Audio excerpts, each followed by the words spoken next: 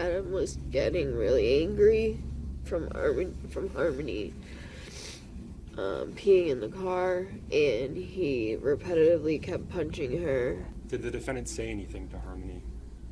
He told her to shut the f*** up, stop crying. What were you scared of? If he hurt her really bad, it was gonna look really bad. You were scared of what Harmony would look like?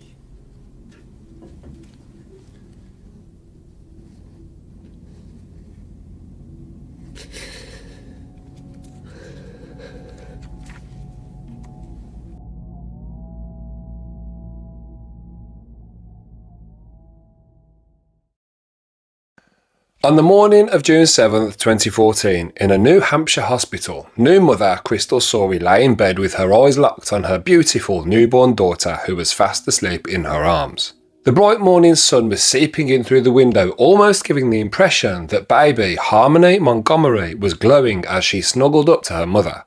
Looking down at her, Crystal knew straight away that this tiny baby girl was her absolute world. Harmony's father, Adam, was unable to attend the birth of his daughter because, well, he was sitting in a prison cell for shooting a man in the face.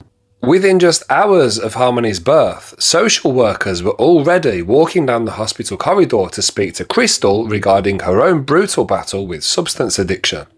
Soon after, a doctor stepped into the room where Crystal lay with Harmony and delivered some truly devastating news. He looked at Crystal with a stern but sympathetic expression and said, "Miss Sawey, after running some checks on Harmony, we've found that she's suffering with a rare brain disorder called holoprosencephaly, which is essentially a brainstem disorder." They told her that her beautiful baby girl was completely blind in both eyes and that sadly, it was highly unlikely that she would live to see her first birthday.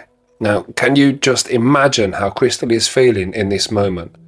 She's a new mother holding her newborn baby, the love of her life, the person she will build the rest of her life around, only to be warned, cherish these months because she isn't going to make it.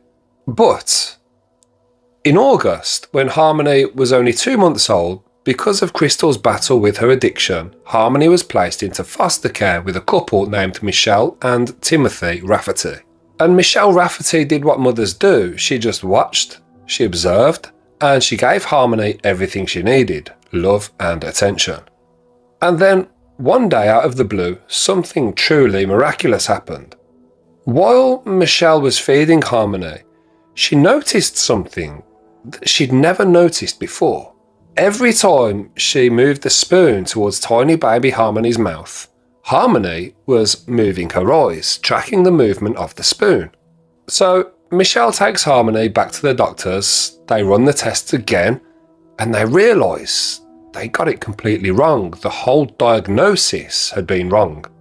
Harmony wasn't going to die. She had septo-optic dysplasia. Yes, she was blind, but only in her left eye. And yes, she would have developmental delays, but most importantly, she was going to live. So right from the very beginning, against all odds, Harmony was a fighter.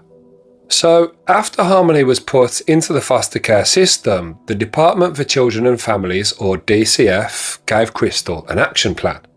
And this was essentially a written roadmap laying out steps that Crystal would have to take in order to address the concerns that led to Harmony being taken into foster care in the first place. You know, the drug addiction. So this roadmap basically instructed Crystal to attend individual therapy sessions, attend substance use disorder treatment sessions, and she had to participate in random drug testing and parent aid services. Oh, and she also had to have scheduled supervised visits with Harmony at Michelle and Timothy Rafferty's home. And personally, I think that's the very least that should be expected. I think that any parent in that situation should have to submit weekly water samples for a period of at least 1 year to prove sobriety. Only then should they be considered for custody. I mean, we're not just talking about the odd joints, a bit of weed here and there. We're talking about heroin, the hard stuff. So we really need to consider the child's safety here. That must absolutely be the top priority. But I'd really like to know what you think. Should parents with serious drug addictions be denied custody of their children for a minimum period of a year? Once she got past that terrifying mistaken diagnosis, Harmony really started to thrive. She was a very happy child despite everything. She was developing into this incredibly bubbly, unstoppable little spark of life. Because of the septo-optic dysplasia, she had to wear these thick, cute, oversized glasses to help her see out of her one good eye. They framed this massive, gap-toothed smile and these blonde pigtails that could melt even the coldest hearts. She was a vulnerable little soul, absolutely, but she was just adorable, and she left a mark of pure joy on everyone she met. In fact, her foster parents, Michelle and Timothy, used to joke with her, telling her to leave a sparkle wherever she went. And she really did. What kind of child was Harmony Montgomery? She was a loving child. She was very sweet, very happy. She was super social. She loved to be with people. We used to joke around with her to leave a sparkle wherever she went, because wherever she went, she left people happy. But while Harmony was busy leaving her own sparkle on the world around her, sadly, in the background, the system meant to protect her was playing a chaotic, exhausting game of tug-of-war with her life. Crystal really did love Harmony to pieces, but she was constantly fighting her own demons, her addiction, going into rehab programs and trying to get clean so she could bring her mini-me home. And for a short while, Crystal succeeded. She was allowed to bring Harmony home. But inevitably, the nature of the beast would prevail. The addiction would claw its way back, the relapse would happen, and this is exactly why I think we need to see that 1 year period of proven sobriety. A social worker would show up, pack Harmony's tiny life into trash bags, and drive her right back to Michelle and Timothy. In and out, back and forth. It really just was not fair. How on earth was this poor little girl ever supposed to feel secure and content? For me, Crystal just hadn't proven that she was capable of being a responsible parent, but let me know what you think.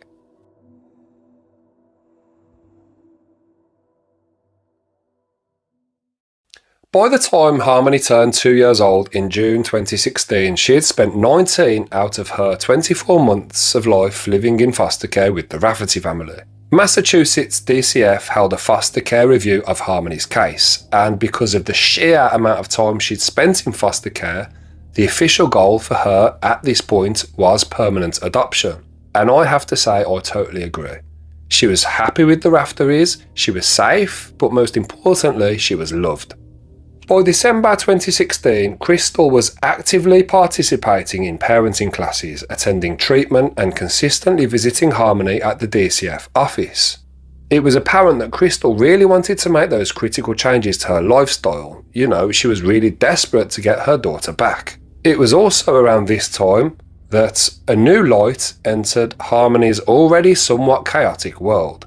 And you might be as shocked about this as I was. Crystal gave birth to her second child, a baby boy named Jameson, Harmony's little half-brother. And for me, this is just a proper face in hands moment. This is really where my patience with Crystal definitely starts to wear thin. She can't overcome her addiction, therefore she can't effectively parent Harmony, the child that she's already letting down and desperately needs her mum's love and attention, and yet she goes ahead and has a second child? I'm sorry, but to me, that's just fucking selfish and irresponsible. You really need to sort your own life out before you go creating new lives to ruin. And yes, I know accidents happen, we all know that. But when you've already let one child down, at least use some form of birth control. Do you agree? From the second he was born, Jameson was Harmony's shadow. They were just besotted with each other. Harmony was his fierce little protector. The only glimmer of consistency they had was each other, and poor little Harmony's heart would just break every time the two were separated. In January 2017, Crystal made the decision to pack up her things and uproot to Boston, causing Harmony's case to be transferred to the Jackson Square DCF office. By February, now at 2.5 years old, Harmony has spent roughly 85% of her life with the Rafteries. That was her home now, you know, that was her comfort zone. Michelle was Harmony's other mama, and Timothy was the only real dad that Harmony ever knew. Despite this, with Crystal showing positive progress, DCF decided to unsettle Harmony once again by shifting the goal from adoption back to reunification with Crystal. And again, I'll reiterate the importance of having at least 1 year of proven sobriety with weekly tests like bare minimum, because clearly being a biological parent doesn't necessarily make you a good one. So, by 2018, the state decided that enough was enough. Crystal was letting Harmony down again, and her parental rights were terminated, and she permanently lost custody of both of her children. Michelle Raftery loved having Harmony in their home, but eventually even she was like, to what end? What Harmony really needed was consistency, a place to call home, a mum and dad who loved her as much as she deserved. Harmony had started referring to Michelle and Timothy as Mama and Dada, and that's why they officially applied to adopt Harmony on a permanent basis. Unfortunately, child welfare systems are heavily pressured to prioritise family reunification, therefore returning a child to a biological parent over adoption, which is just complete fucking bullshit. So, when Crystal's parental rights were terminated, the court didn't treat the Raftery's offer to adopt as the default option. Instead, because Adam was a biological parent, now fighting for custody all of a sudden, the court's legal focus immediately shifted to him. Let's just ignore the fact that he's been in prison for shooting his crack dealer in the face and robbing him, and let's just ignore the fact that he's a drug addict. Oh, and let's just ignore the fact that Harmony already calls the Raftery's Mama and Dada, and that they can provide a safe, secure, consistent upbringing. And before we go into the ridiculous legalities, I want you to know just how infuriating this whole situation really is. So, by the time 2018 came around, and these stats are according to the official investigation by the Massachusetts Office of Child Advocate, in the first 4 years of Harmony's life, Adam had spent a grand total of only 20 to 40 hours with her. And this wasn't even like one-on-one father-daughter time. Every single hour he spent with her was heavily supervised, mostly occurring during visits at a state prison while he was incarcerated, or later in a sterile DCF office under supervision of social workers. He never had Harmony stay with him overnight once. He had never put her to sleep, never given her a bath or washed her hair, never even brushed her hair, never brushed her teeth. This waste of space had never parented her for a full 24-hour period. And surprise, surprise, after he was released from prison in September 2015, he completely dropped off the map and went another full year without making any attempt to contact or see Harmony. Zero. Nothing. She didn't even know what her dad's voice sounded like. And again, he did the exact same thing between 2017 and 2018, going another 11 months with zero contact. This guy is a total scumbag. Yet, despite having spent less than 2 cumulative days with his daughter in her entire life, and check this out, a reputable source had already warned the state at that time that Harmony was actually terrified of her father, the system said, nope, fuck you, we know what's best. He was the sperm donor, and they still treated him as the viable preferred option over a loving foster family who had already raised her for years. Honestly, when we know how easily the events that followed could have been prevented, it makes me feel physically sick. Now, before a child can be sent to a parent living in another state, an interstate safety check called an ICPC home study is legally required. Now, New Hampshire Child Services had actually paused Adam's home study because they were waiting for more information on his new wife, Kayla's substance abuse treatment history. Despite this safety check never being completed, Judge Mark Newman abruptly ruled that the ICPC did not apply to a biological parent in this scenario. Why? Well, according to Newman, a biological parent is not a foster or adoptive home. Therefore, the state shouldn't use a bureaucratic ICPC to block a biological parent from getting custody of their own child, even if that parent isn't fit to wipe their own arse. This incompetent fool, Judge Newman, actually fast-tracked the placement, bypassing New Hampshire's ability to inspect Adam's home, verify his alleged job, or evaluate to see if he was even fit to care for a child, with Harmony's severe visual and medical needs, which of course he absolutely was not. Ultimately, neither the defence, the prosecution nor the DCF attorneys presented a strong enough case to put Harmony's well-being over Adam's parental rights. Honestly, there were so many failures in this case. So many people let Harmony down, it's just disgusting. And that Judge Mark Newman has a lot to answer for. Of course, he retired shortly after, took his fat paycheck and swanned off into the sunset without giving the lives that he had ruined a second thought. As for Harmony's brother Jameson, this was the start of a beautiful, safe new life. He was fostered and eventually adopted by Blair and Jonathan Miller. They saw the unbreakable bond between the siblings and they begged the state to let them adopt Harmony as well so the brother and sister could grow up safe together. But again, the system said no, and they told the Millers that Harmony wasn't available for adoption. Why? Because the court had already decided that the best option for this partially blind, highly vulnerable 4-year-old girl was that she be handed over to a violent convicted felon who had spent a grand total of 40 hours with her in her entire life. Now, I want you to just close your eyes for a second and try to picture what that day actually looked like for Harmony. She was just 4 years old, partially blind, she has developmental delays, she's tiny and she's terrified, clutching whatever stuffed toy she was allowed to bring.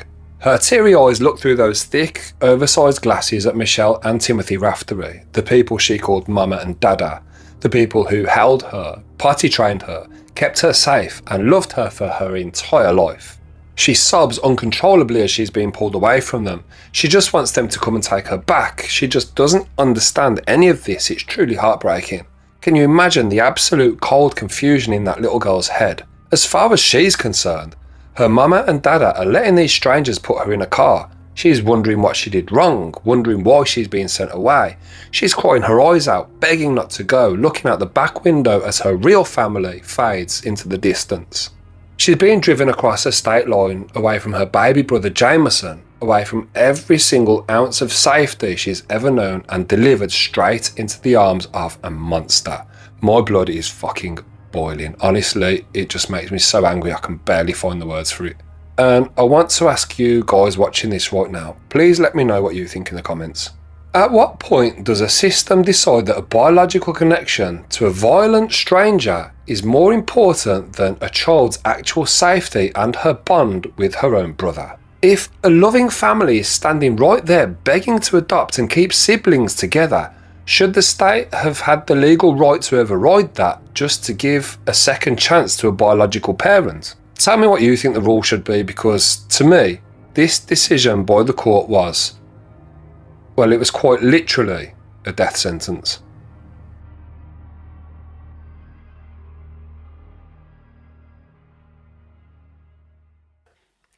Just over 2 years later, on November 18th, 2021, the Manchester Police Department received a call from a very concerned mother.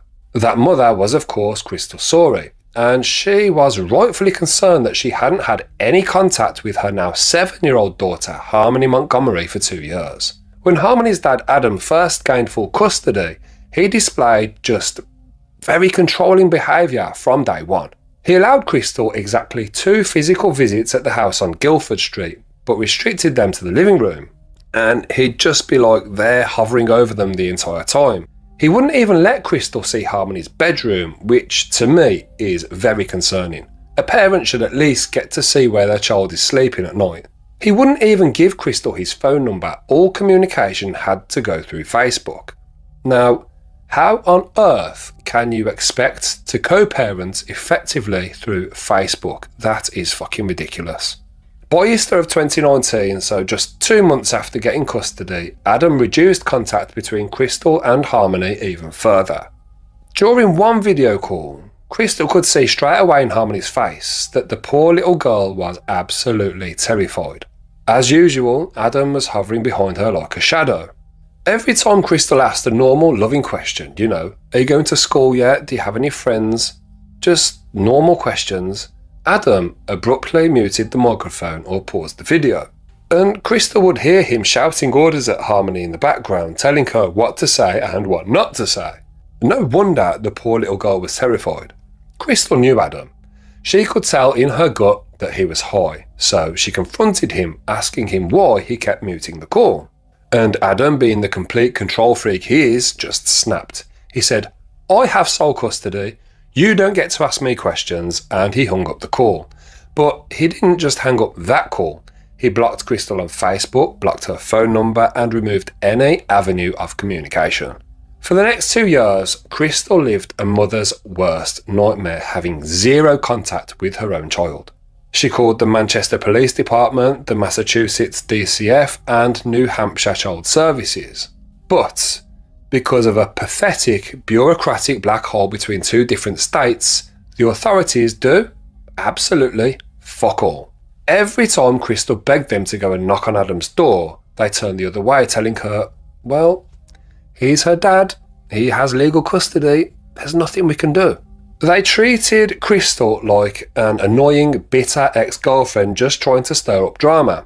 But Crystal wasn't the only one incredibly concerned for Harmony's welfare. Far from it. In the summer of 2019, Adam's uncle, Kevin, returned home from a trip. As soon as he walked into the kitchen, he saw 5-year-old Harmony standing there with her hair hanging down over her face, her big glasses on, and Adam standing right behind her. Now, Harmony was too quiet, looking scared to speak. So Kevin looked closer at Harmony and he noticed that she had this horrific, swollen black eye, what he would later describe as a full raccoon's eye that went all the way around her left eye. Now, Harmony was pretty much blind in her right eye, so the left eye was her only good eye. Kevin, obviously shocked, asked what happened, and Adam didn't even try to make up an excuse. He stood right behind this poor little girl and said, "I bashed her around the fucking house." Now, have a watch of this clip of Kevin giving his testimony. It's just totally heartbreaking to see how much he's struggling to keep his composure. Have a look for yourself. Let me ask you, when you got home, did you see Harmony there? I did. Where did you see her? I seen her standing in the kitchen. And when you saw her in the kitchen, how did she look to you? She had a black eye.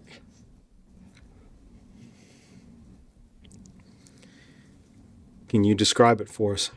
How did the black eye look?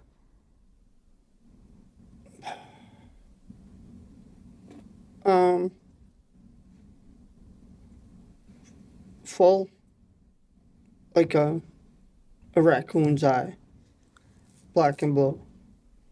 Black and blue? Yes. And when you say full, what do you mean by full? Can you give us a good All the example? way around. All the way around. So when you saw her in the kitchen with this black eye, what, if anything, did you say?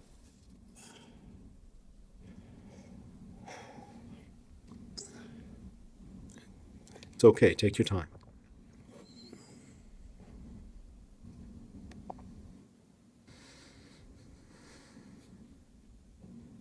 Something along the words of, "Oh my fucking God, what did you do, Harmony?" And who answered that question? My nephew Adam, Where was he? standing right behind her. And what did Adam say?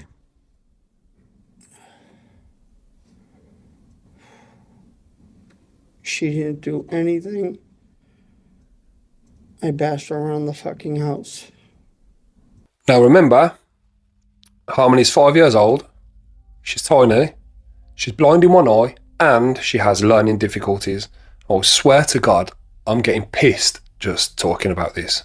Adam said he did it because he'd been in the bathroom and left Harmony to watch her baby brother, and when he came out, he claimed Harmony was holding her hand over the baby's mouth to stop him from crying. How about you don't leave a 5-year-old with a baby in the first place, you fucking dick? And to react to her in that way with such extreme violence that she's left with a swollen black eye, you deserve to rot in hell, you absolute fucking prick. Kevin Montgomery was so disgusted that he immediately called the New Hampshire Child Abuse Hotline. He reported the severe physical abuse, the black eye, and the fact that Adam was quite clearly using drugs again.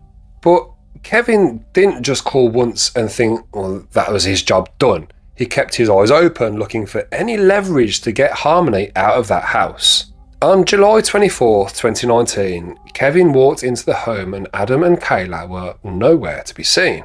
But they hadn't left her alone, they weren't that irresponsible, no.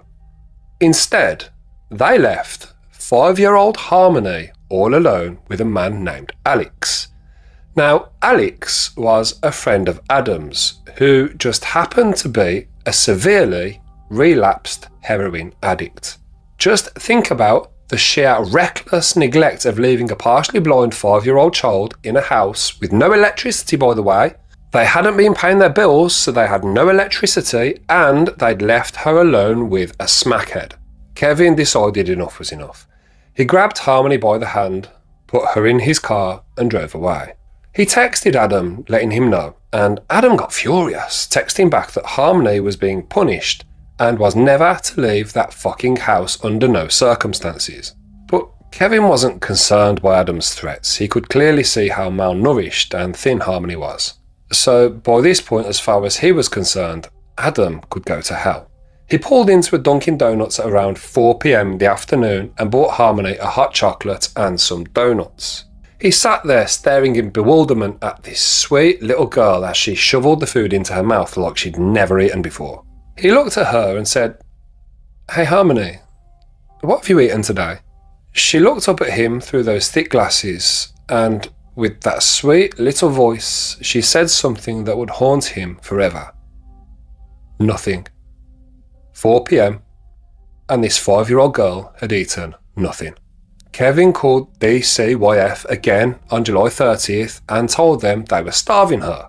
He also told them that as a punishment to break her, Adam made this 5-year-old girl stand in a corner for 5 to 8 hours at a time, or forced her to stay in her bed from the moment she woke up until 4 p.m. in the afternoon, forbidden from moving or using the bathroom. Oh, he also told them that Adam forced her to scrub the toilet with a toothbrush. Kevin was screaming at the social workers over the phone. This child was punched clear in the eye socket with full force. And when the social worker started questioning him about the exact dates and timeline, Kevin totally lost it and shouted, "This is why children die. And you know what? He's fucking right." He told them he was going to call every single goddamn day until they got Harmony out of that house. Sadly, the system just didn't listen to Kevin. They didn't listen to the neighbours. They didn't even listen to Kayla's own mother when she called to report the exact same abuse. The case was assigned to a scumbag caseworker called Demetrius Saros, who had his own history of domestic violence, anger issues, and a prior connection to Adam. If Adam Montgomery was the monster who beat his own daughter, Demetrius Saros was the scumbag who let him get away with it. Saros showed up for a quick, unannounced visit, saw the other children looking fine, and repeatedly downplayed the concerns. On a later visit, when he finally noticed a red mark and faded bruising on Harmony's eye, he completely accepted, with no pushback whatsoever, Adam and Kayla's ridiculous excuse that she'd been hit in the face with a toy foam bat while playing. Not once did he pull Harmony to one side to talk to her without her dad standing over her shoulder. Not once did he check with Harmony's paediatrician. He just accepted the word of a violent drug addict. On October 17, 2019, DCYF sent Adam a letter stating the abuse allegations were unfounded and officially closed the file. For the next 2 years, it was a case of out of sight, out of mind, which brings us back to October of 2021.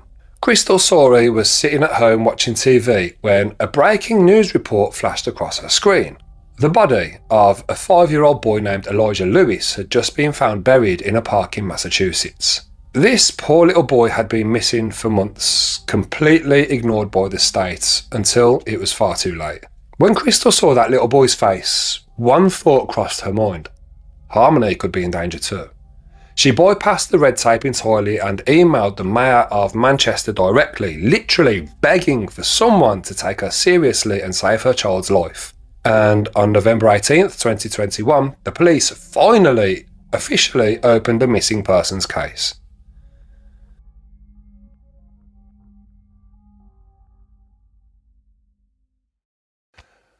By December of 2021, the Manchester Police Department had a missing 7-year-old girl on their hands who hadn't been seen by a single reliable soul in over 2 years.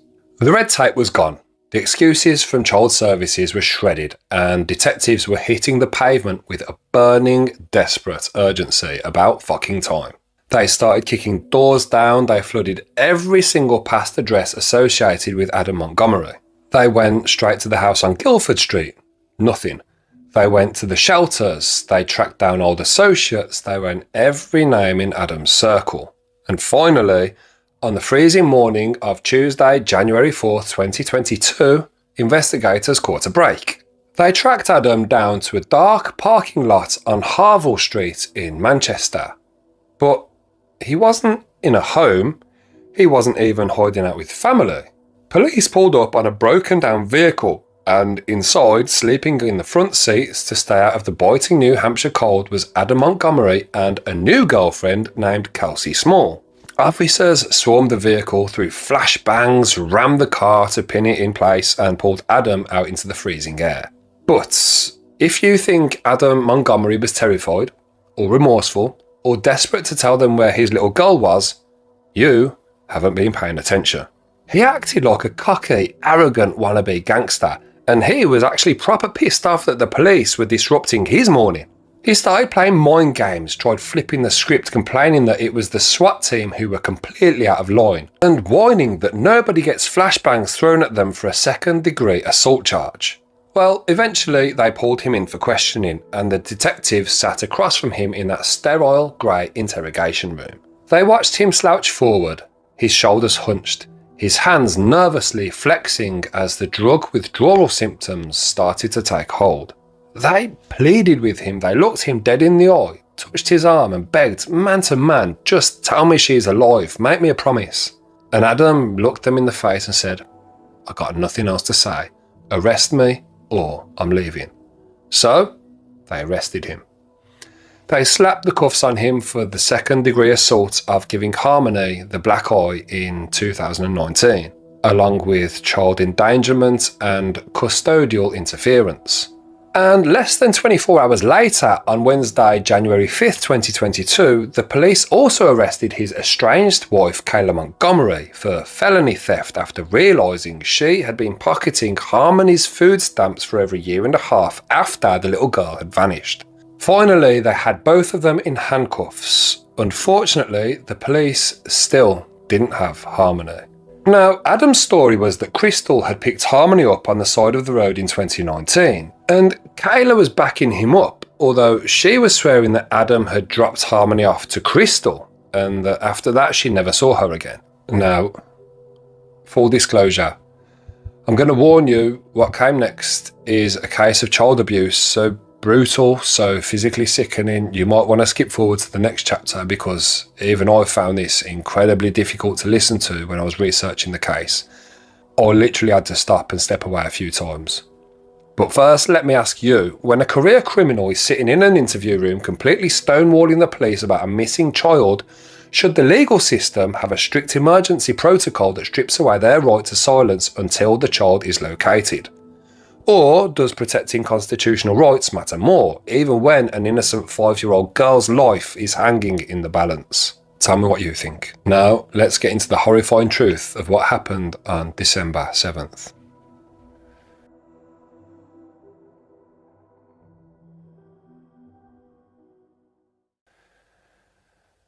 Based on the chilling witness testimonies and forensic breakthroughs that were finally brought into a courtroom, this is exactly what happened to Harmony Montgomery.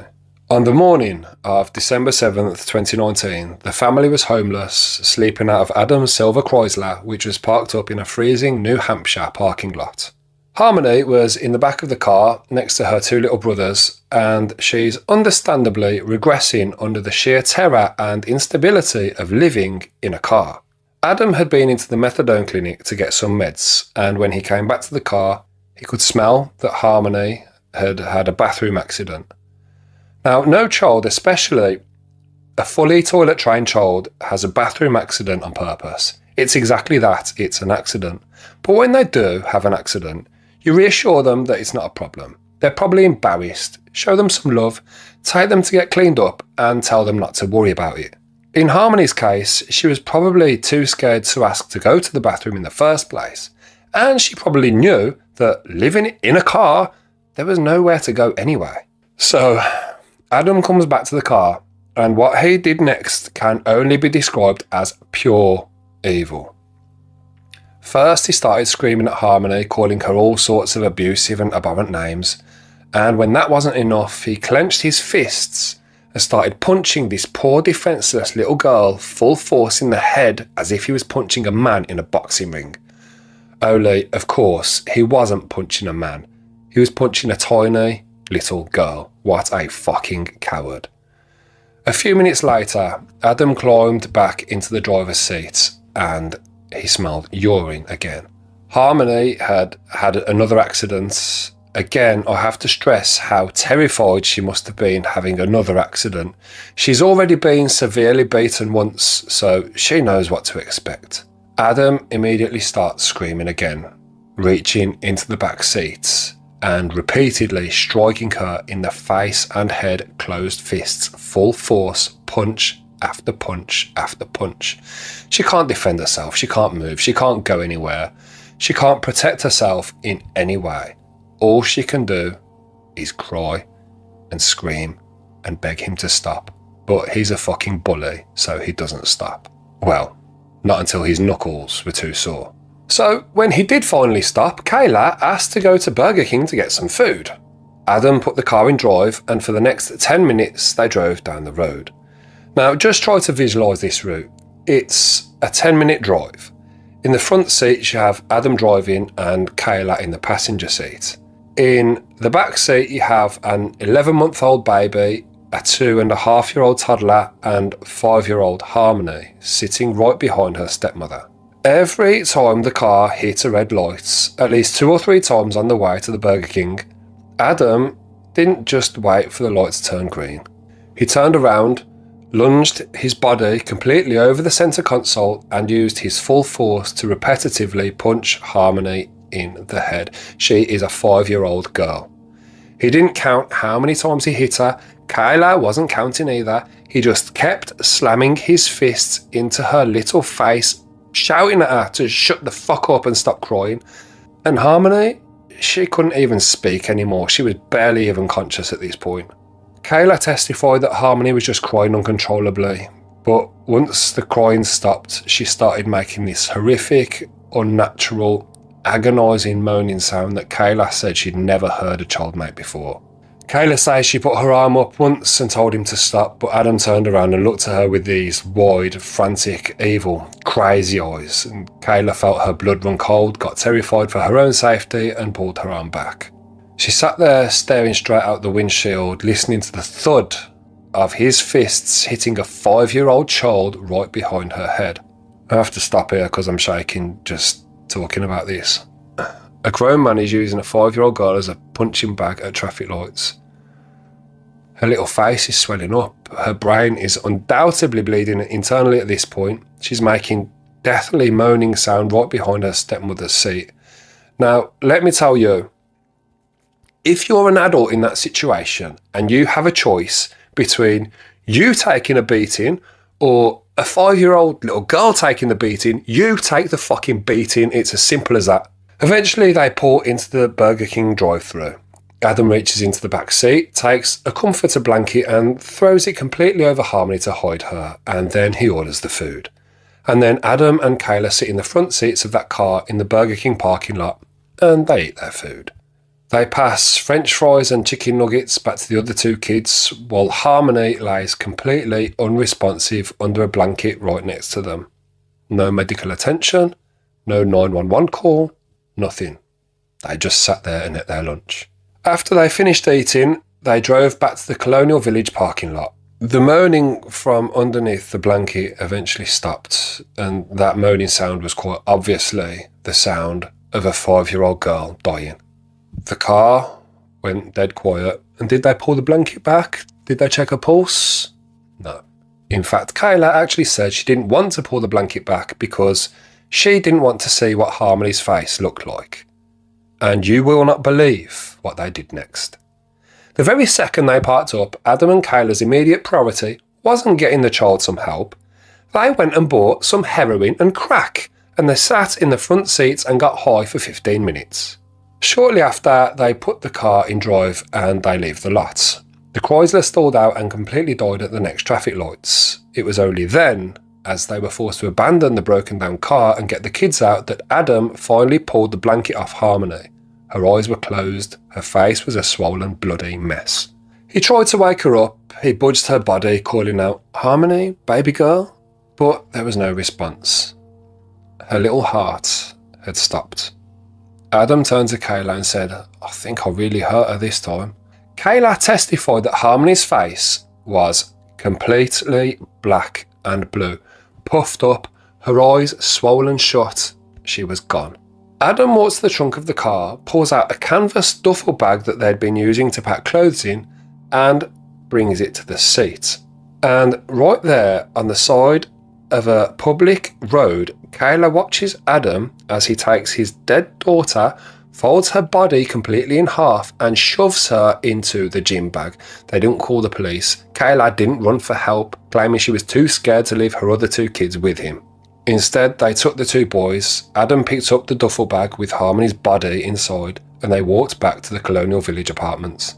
Their drug dealer, Anthony Bodero, saw them and felt bad that their car had broken down.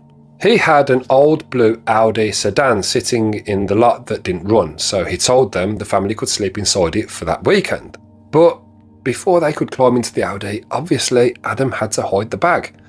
He walked over to a snowbank right next to the complex's dumpster, threw the duffel bag into the snow and buried it so his dealer wouldn't see it. For the rest of that freezing December weekend, that blue Audi was their home.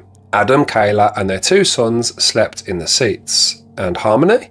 Her body spent those nights inside the trunk of that Audi, or buried in the freezing snowbank by the trash, being shuffled back and forth by her father to keep the cold air from making her decompose too fast. What followed over the next several months was a highly calculated, deeply stomach-churning crusade by Adam Montgomery to degrade and completely erase the body of his own 5-year-old daughter. After leaving the Colonial Village parking lot, Adam and Kayla moved Harmony's body to a Families in Transition homeless shelter on Lake Avenue. While they were there, Adam used a bunk bed to climb up, pry open the ceiling vents and shove the canvas bag directly into the building's air circulation system. Eventually and inevitably, a horrific rotting stench began leaking through the vents of the shelter. And the smell was so potent that the other residents and shelter staff started filing urgent maintenance work orders. Paranoid that he was about to get caught, Adam dragged the bag back down from the ceiling and carried it into the small bathroom of their shelter room. This canvas bag, which had no plastic lining, was actively leaking bodily decomposition fluid and blood. Right there, in that cramped bathroom with his other children just feet away, Adam squished Harmony's leaking remains into a series of plastic garbage bags, and then crammed those bags into a small white Catholic Medical Centre maternity tote bag measuring just 12 inches wide. And then he shoved her right back into the ceiling, and things only got worse from there, and it makes me feel fucking sick. By February of 2020, the family moved out of the shelter and into a new apartment at 644 Union Street. By February of 2020, the family moved out of the shelter and into a new apartment at 644 Union Street, carrying the canvas maternity bag with them. To keep the smell from alerting their new landlords, Adam took the bag containing his daughter's body to his new job. He was working as a cook and a dishwasher at a local restaurant called the Portland Pie Company. And for weeks, Adam Montgomery walked into that restaurant kitchen every single day, carried that canvas maternity bag into the walk-in commercial freezer, and stored the frozen remains of his murdered daughter directly alongside the food and ingredients meant for paying customers. When he finally brought the bag back to Union Street apartment, the paranoia truly set in. In March of 2020, Adam decided he had to destroy the evidence permanently. He went to a Home Depot on March Avenue in Manchester and used $400 in cash to buy a power angle grinder tool, a heavy-duty cutting blade, a replacement battery, and a £40 bag of crushed limestone. His plan was to use the limestone to violently accelerate the decomposition of her flesh and the power saw to cut her small, frozen bones apart so she could be flushed away. Bear in mind, this is his daughter we're talking about. During the trial, the jury had to sit in absolute stunned silence as Kayla Montgomery walked them through the horrific details of what she witnessed inside their apartment bathroom. Adam had taken Harmony's frozen body out of the maternity bag and placed her directly into the bathtub. He turned on the hot water, letting the shower run over her corpse for hours, completely desperate to thaw her out so his tools could cut through her. Adam called Kayla into the bathroom. He demanded she helped him. And right there, under the spray of the shower, Kayla helped her husband cut the clothes off the bloated, decomposing body of her 5-year-old stepdaughter. Kayla testified that by this point, Harmony was reduced to nothing but skin, bones and fluid. Kayla said she fled the room crying because she couldn't handle it anymore and didn't want to see anything. Adam stayed in that bathroom alone. He packed the crushed limestone around her remains, trying to dissolve her flesh, and began planning his final route.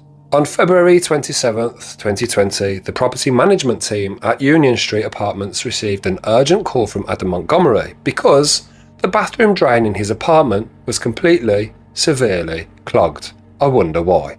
Detectives later tracked the digital breadcrumbs. State toll records proved that in the early morning hours of March 2020, a U-Haul truck rented by an associate of Adams triggered 3 separate violations on the Tobin Bridge in Boston flying north at 5:25 a.m. It was a panicked middle-of-the-night round trip. Prosecutors believe that during that dark window of time, Adam Montgomery drove that U-Haul to an unknown location in Massachusetts, pulled his daughter's degraded remains out of the truck, and discarded them forever.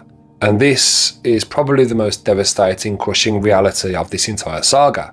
Despite massive multi-state searches by the FBI, state police and specialised canine units, Harmony Montgomery's body has never been found. She was completely dissolved, dismantled and discarded like she never even existed. There was no proper burial, there was no peaceful resting place, she was just gone.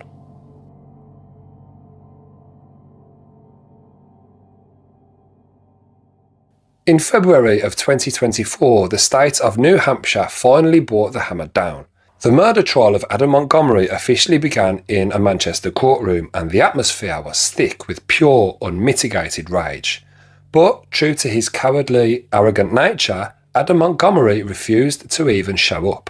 Throughout the entire multi-week trial, an empty chair sat at the defence table. Adam opted out of appearing in front of the jury entirely, hiding away in his prison cell because he couldn't bear to look at the people whose lives he had completely shattered. Poor fucking Adam. But his absence didn't stop the courtroom from becoming a battlefield of pure devastating emotion. Harmony's birth mother, Chrysler Sebring, took to the stand, weeping openly as she described the agonising 2-year void where she was screaming for police to find her baby girl while the state looked the other way. She looked out of the courtroom, her voice cracking with pure grief, detailing the terrifying final FaceTime call where she watched her daughter's eyes dart around in pure fear before the call was abruptly cut short. Then came Michelle Raftery, the foster mother who had raised Harmony for the vast majority of her life. Michelle stood before the court and delivered a crushing victim impact statement that didn't leave a single dry eye in that room. She talked about the bubbly, gap-toothed little girl who loved going to church, who was obsessed with school, and who would bounce around the house with her pigtails, leaving a sparkle wherever she went. She reminded the world that Timothy Raftery was the only real father Harmony ever knew. Adam's scumbag defence team tried everything to save him. They point-blank admitted that their client was a piece of shit who was guilty of abusing a corpse and falsifying evidence. But they swore blind that he didn't commit the murder. They put all the blame on Kayla, claiming she was a manipulative liar who killed Harmony while Adam was away from the car, and that Adam only helped bag the body to protect his family. But the jury didn't buy a single word of it. We already knew from Kevin's testimony that Adam beat Harmony to a bloody pulp. On February 22nd, 2024, the jury returned a unanimous verdict, guilty on all counts, including second-degree murder, second-degree assault, witness tampering, and abuse of a corpse. The judge slammed him with a sentence of 45 years to life for the murder, stacked directly on top of a 32-year sentence he was already serving for an unrelated weapons theft. The collective sigh of relief from child advocates and Harmony's family was deafening. It felt like justice had finally, aggressively won. For me, that should have been life without the possibility of parole, if not the death penalty. For me, if you kill a child, you deserve to be put to death. Do you agree? But then on June 11th, 2026, the New Hampshire Supreme Court delivered a massive, devastating bombshell that has left the true crime community completely enraged. The High Court officially overturned Adam Montgomery's second-degree murder conviction. The justices ruled on a strict legal technicality. They stated that the trial judge made a critical error by joining the murder charge together with the separate 2019 second-degree assault charge involving the black eye Kevin had reported. The Supreme Court decided that because the physical evidence of the black eye assault was so overwhelmingly strong, combining it with the murder trial unfairly prejudiced the jury, essentially biasing them into automatically finding him guilty of killing her. But I want to reassure you, Adam Montgomery is not walking out of prison. The Supreme Court explicitly upheld every single one of his other convictions: the abuse of a corpse, the witness tampering, the falsifying evidence, and his massive weapons charges will all be used against him. As it stands, he's serving well over 40 years behind bars. He's rotting exactly where he belongs. Although for me, that's just not justice for Harmony. And to be honest, in cases like this one, I don't even think execution's enough. Monsters like Adam Montgomery should be made to suffer, and I mean suffer, every goddamn day until they die of misery. Well, the New Hampshire Department of Justice has already made it very clear. They are not backing down. They have officially announced they are preparing a brand new standalone murder trial solely for the death of Harmony Montgomery. They're going to drag that scumbag back to the table and they're going to convict him all over again. But the legal warfare isn't the only thing moving forward. In a massive victory for accountability, a judge recently reinstated a major wrongful death lawsuit against the state child welfare agencies and the individuals who let Harmony fall through the cracks. The people who signed those papers and ignored Kevin's calls are finally going to have to answer for what they did. And I really hope the likes of Judge Mark Newman and Demetrius Saros are also held criminally liable for their roles in Harmony's murder. Harmony Montgomery was failed by every single adult who was paid to protect her, but her sparkle still shines brightly and she will never be forgotten.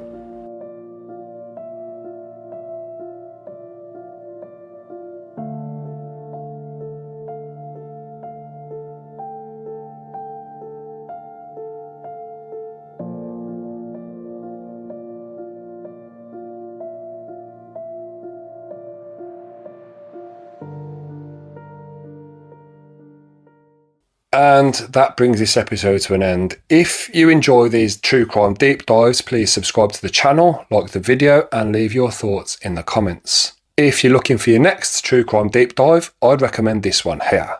Thanks for watching Severed Soul, and I'll see you in the next one.